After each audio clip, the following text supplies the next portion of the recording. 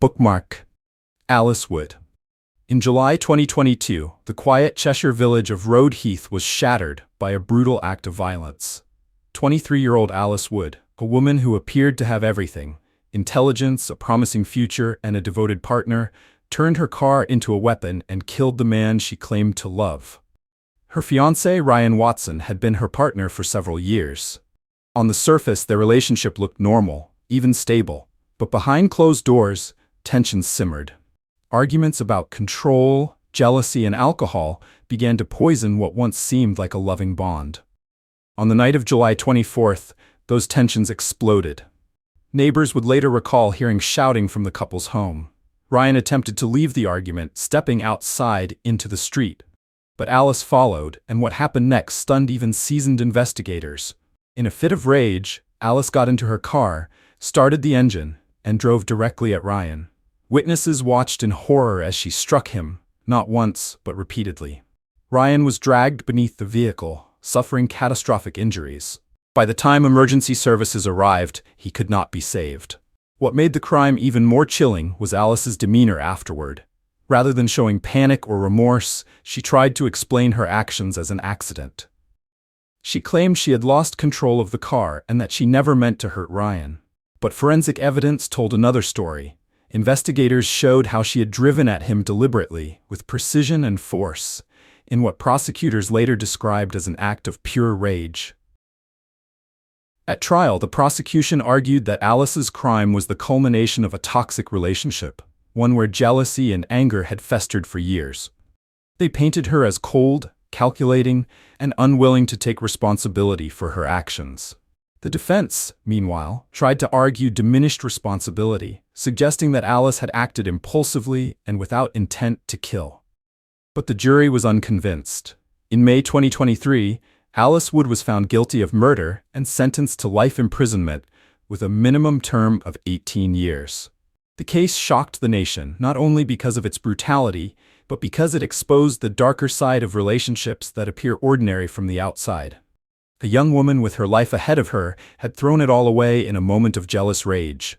And a man, loved by friends and family, was dead at the hands of the person he trusted most. Alice Wood's name is now forever tied to betrayal and violence, a reminder of how quickly love can turn to destruction. Emma Jane Magson. In March 2016, a late-night argument between a young couple in Leicester spiraled into a killing that would shock the city and expose the deadly consequences of jealousy and rage. At the center of it was 23-year-old Emma Jane Magson, a woman described by friends as outgoing and fiery, but whose temper would ultimately prove fatal. Her boyfriend, 26-year-old James Knight, was well-liked, easygoing, and devoted to his relationship with Emma, but their romance was anything but peaceful. Friends and family later testified that the pair argued constantly, often over jealousy, drinking, and control. What seemed like passion on the surface was, in truth, a toxic relationship. On the night of March 27th, the couple returned home after a night out. Witnesses recalled hearing shouting and the sound of things breaking inside their house. The argument escalated quickly, and in a moment of rage, Emma picked up a kitchen knife and plunged it into James's chest. The blow pierced his heart. Instead of calling for immediate help, Emma waited. She dialed emergency services, but her account was vague and misleading. At one point, she even told operators that James had collapsed and failed to explain that she had stabbed him. Those critical delays cost James his life. By the time paramedics arrived, it was too late. During her police interviews, Emma tried to portray herself as a victim. She claimed James had been abusive and that she had acted in self-defense. But investigators soon uncovered contradictions. Neighbors had heard her taunting James during previous rows, and text messages revealed a pattern of manipulation and hostility. While it was true their relationship was volatile, the evidence showed Emma's actions on that night were not defensive. They were offensive, an attack born of anger. At trial, prosecutors highlighted her lack of remorse. In court, Emma appeared calm, even detached, as the details of James's death were laid out. The jury was shown the knife, the crime scene photographs, and heard the chilling emergency call where Emma withheld the truth. The verdict was clear. Emma Jane Magson was convicted of murder and sentenced to life imprisonment, with a minimum term of 17 years. James Knight's family was devastated.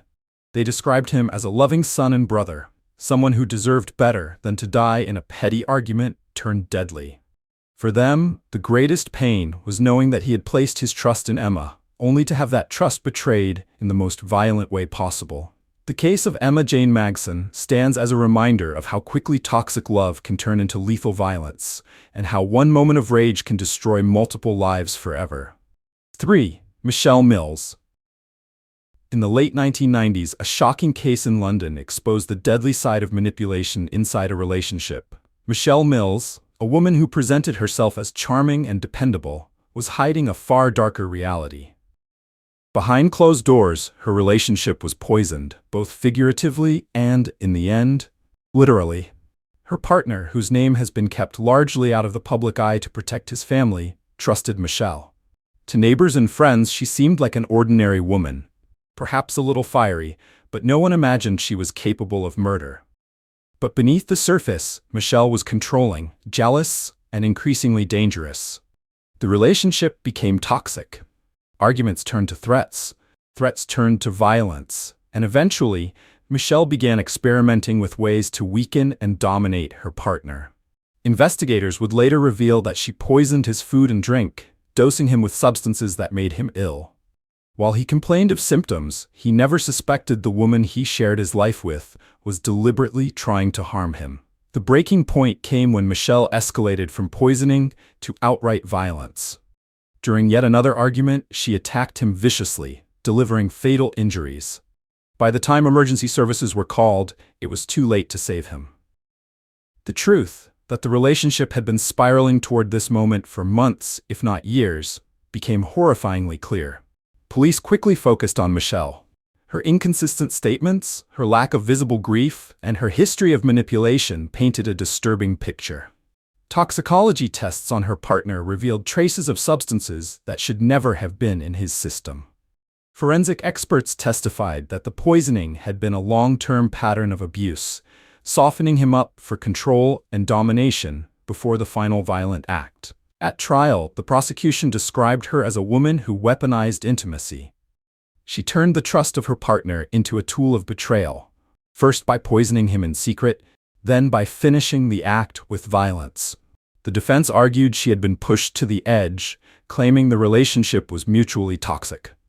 But the jury saw through it. The evidence of deliberate poisoning destroyed any notion of an impulsive act. Michelle Mills was convicted of murder and sentenced to life imprisonment.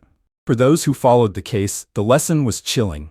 She didn't kill out of sudden passion or drunken rage. She killed through patience, calculation, and betrayal. Her partner died not just because of violence, but because he trusted the wrong woman, a woman who turned love into poison. Number 4. Janet Charlton.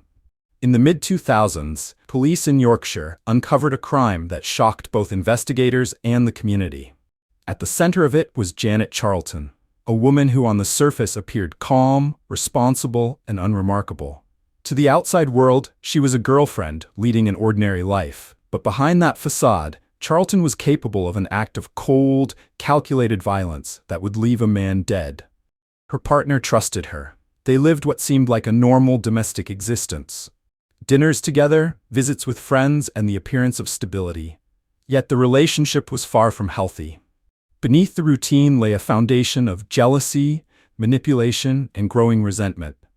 Charlton cultivated an image of being dependable, but she was hiding a darkness that no one around her suspected.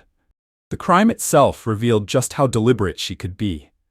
Unlike cases of sudden passion or drunken rage, Janet's actions were planned.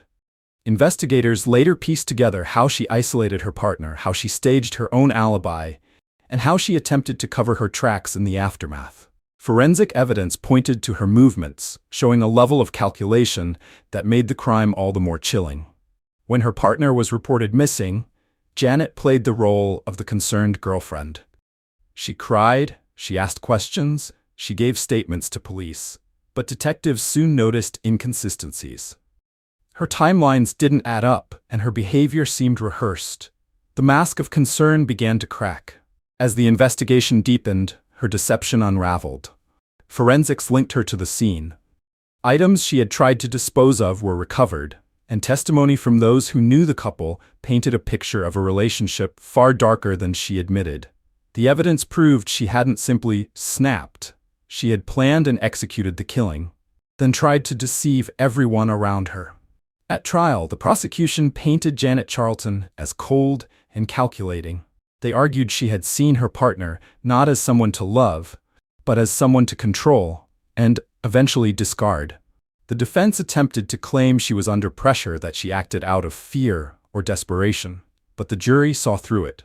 Charlton was convicted of murder and sentenced to life imprisonment. For many, her case was among the most unsettling, not because of explosive violence, but because of the calm, methodical way she deceived everyone around her.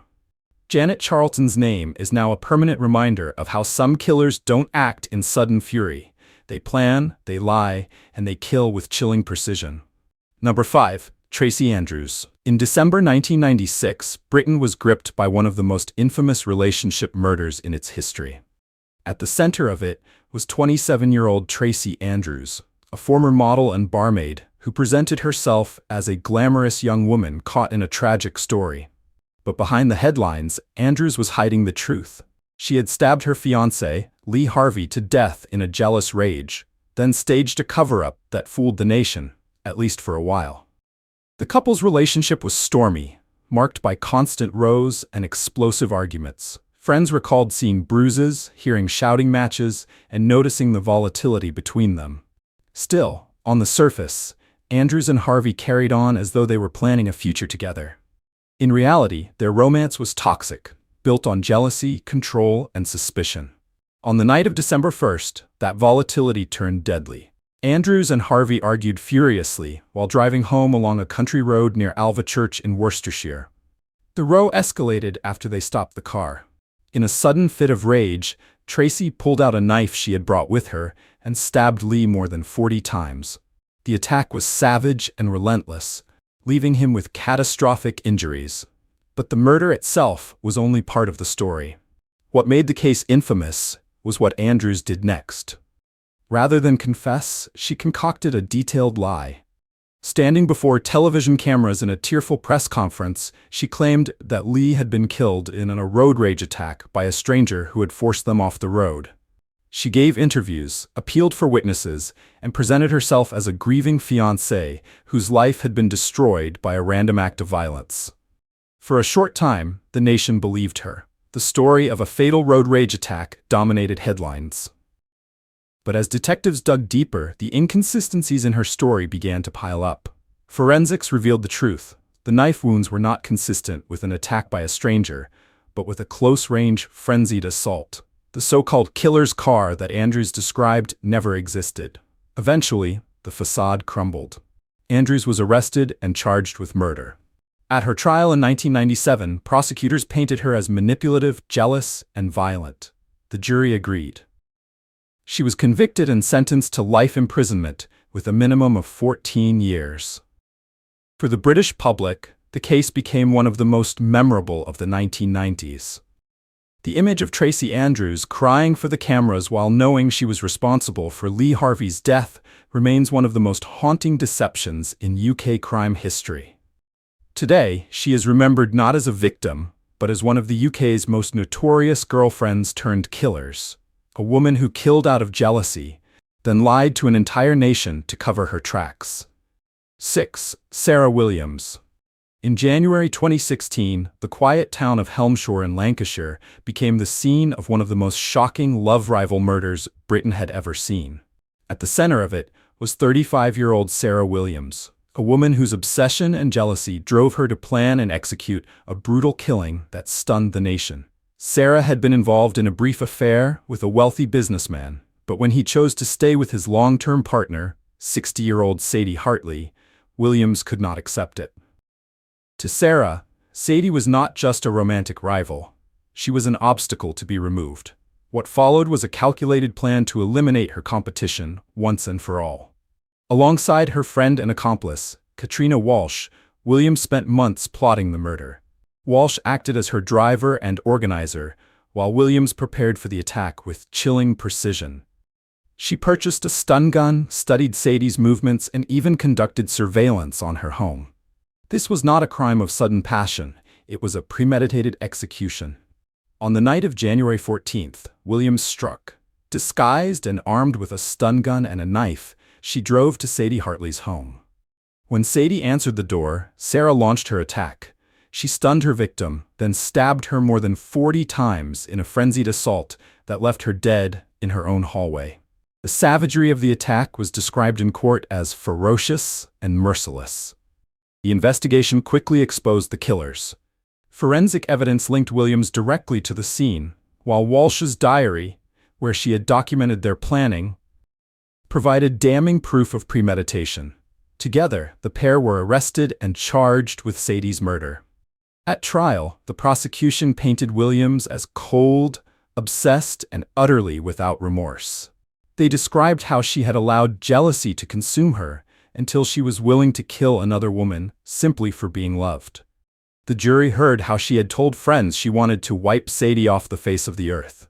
The verdict was clear. Sarah Williams was convicted of murder and sentenced to life imprisonment with a minimum term of 30 years. Katrina Walsh, who played a supporting role in the crime, was sentenced to 25 years.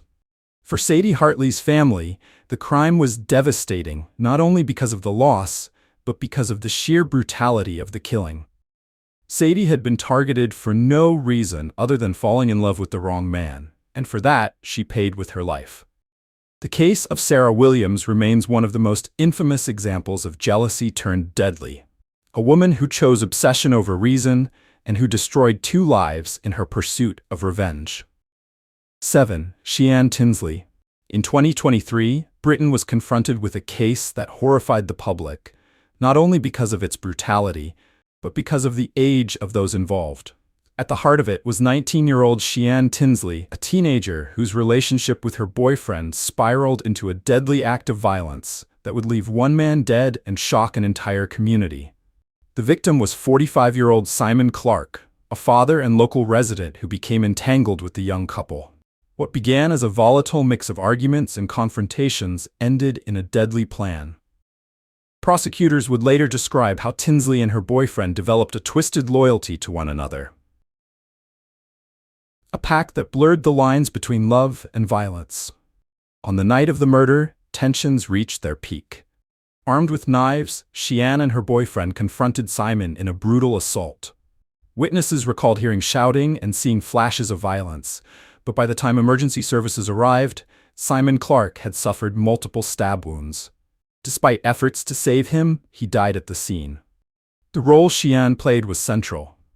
Far from being a bystander, she actively took part in the attack.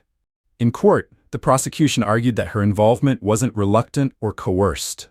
It was deliberate. The pair had acted together, spurred on by anger and a toxic relationship that encouraged each other's worst impulses. What made the case even more disturbing was the age of the killers. At just 19, Shianne was barely an adult, yet her crime carried the hallmarks of calculated violence. Social media posts revealed a fascination with chaos and rebellion, while friends described her as volatile, easily provoked, and increasingly detached from reality.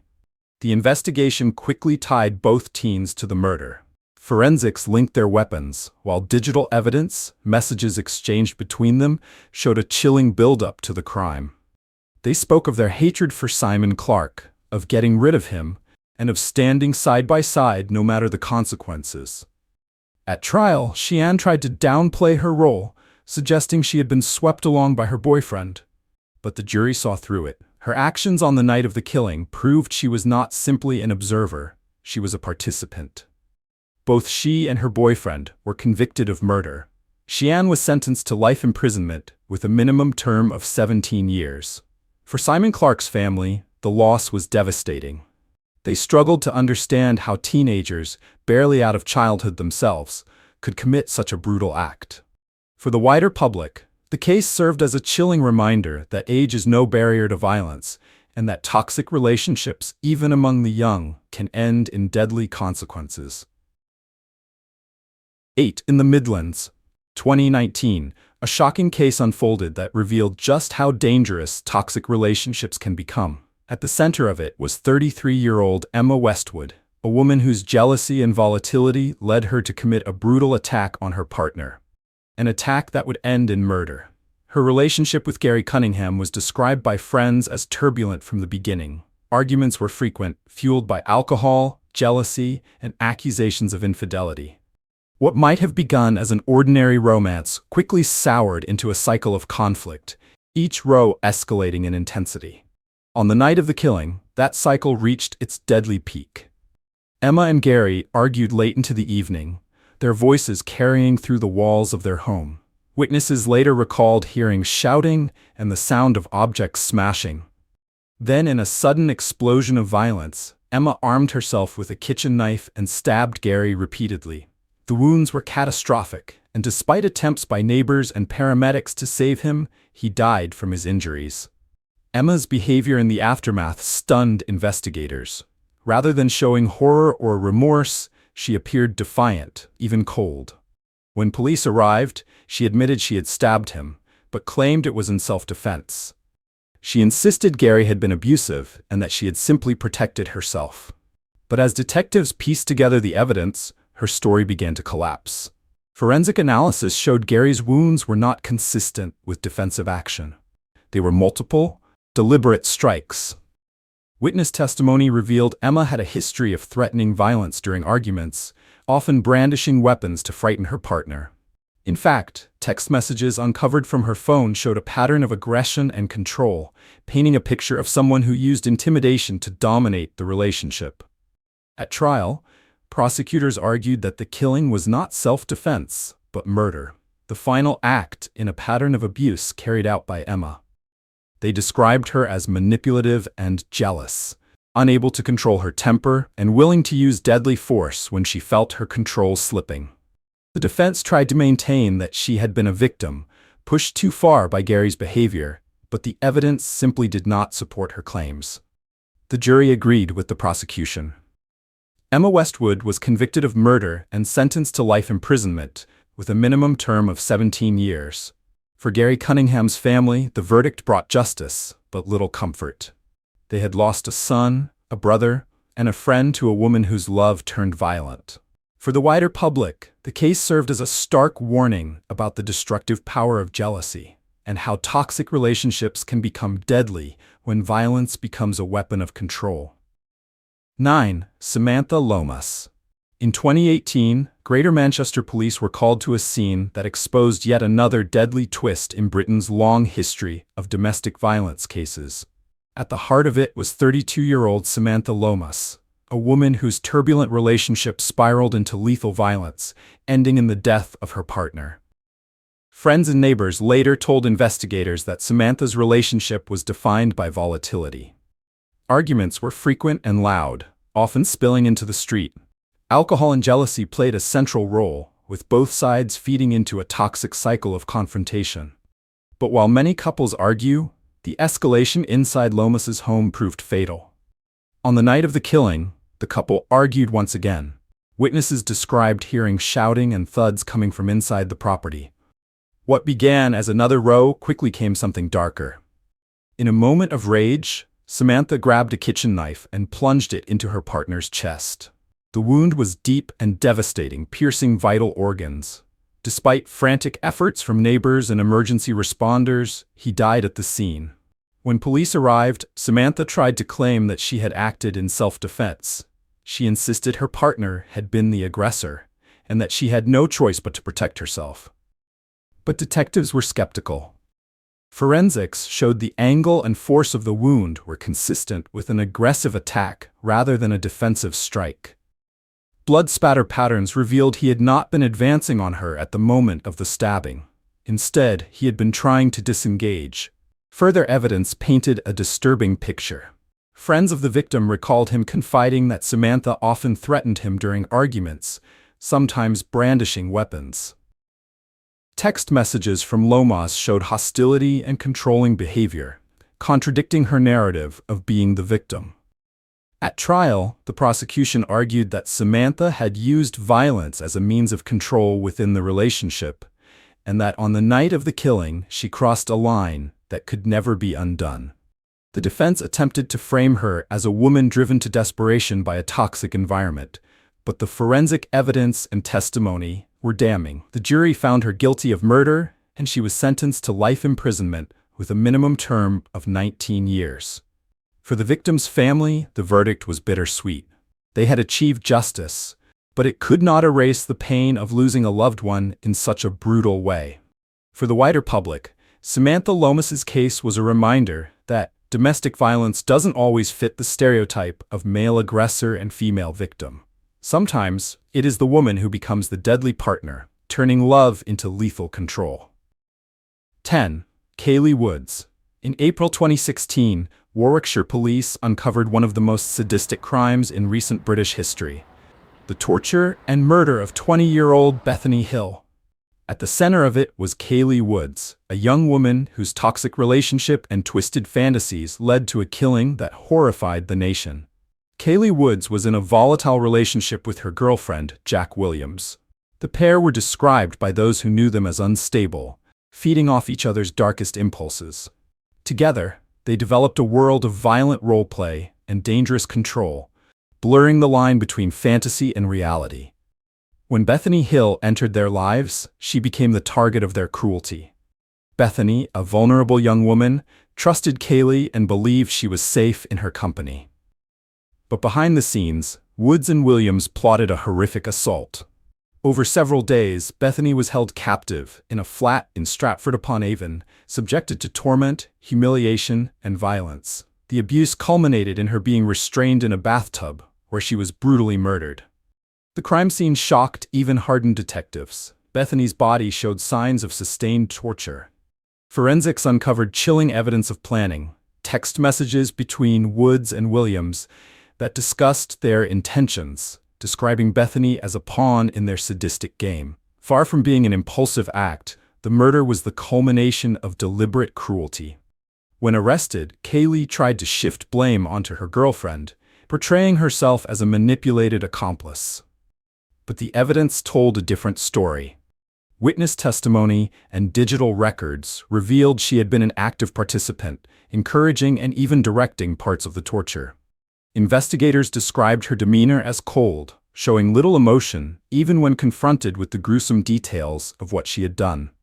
At trial, prosecutors painted Woods as a woman who had embraced sadism, who relished the control and humiliation of her victim. The jury heard about her obsession with violent fantasies and her role in orchestrating Bethany's suffering. Both Woods and Williams were found guilty of murder. Kayleigh Woods was sentenced to life imprisonment with a minimum of 26 years, while Jack Williams received the same. For Bethany Hill's family, the loss was unimaginable. She was remembered as kind, gentle, and trusting, a young woman who fell into the company of people who exploited her vulnerability and destroyed her life. The case of Kayleigh Woods remains one of the most disturbing examples of intimate partner crime in the UK. It revealed how love twisted into obsession, and how two people together created a deadly partnership of cruelty. For many, the most haunting detail is that Bethany's death was not only unnecessary, but inflicted for pleasure. A reminder of the terrifying extremes human relationships can reach when empathy is replaced by sadism. These 10 cases reveal the darkest side of intimacy, when girlfriends, trusted and loved, turned into killers. Some struck in fits of jealousy and rage, others planned their crimes with chilling precision. Each story carries the same haunting theme. The deadliest betrayal often comes not from a stranger, but from the person closest to you.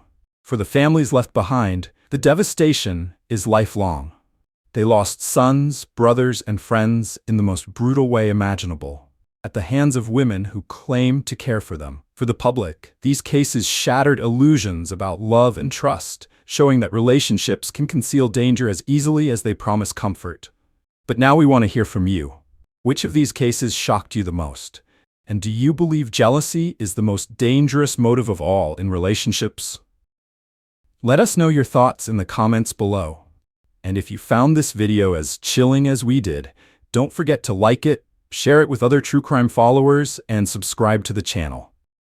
Every week, we bring you stories that expose the darkest truths of human nature and the justice that follows.